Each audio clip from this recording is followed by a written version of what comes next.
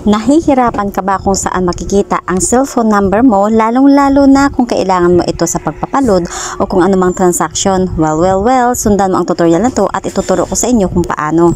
Ang gagawin mo lang, pasok ka sa settings, tap mo lang yung gear icon ng settings. And then pagkatapos, tap mo yung mobile network. Pagkatap mo ng mobile network, tap mo yung SIM management.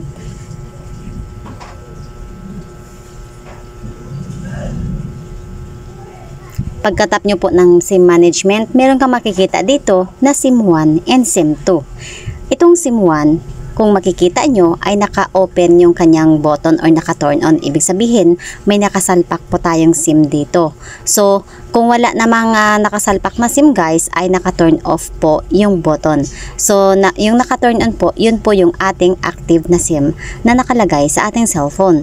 So, nakatulong sa ba sa'yo ang tutorial na to? At kung oo, please don't forget to hit like, subscribe, and share na rin sa ating video. Napakadali lang, di ba? O, tandaan mo na kung paano mo gagawin. From settings, and then tap mobile network. Bye!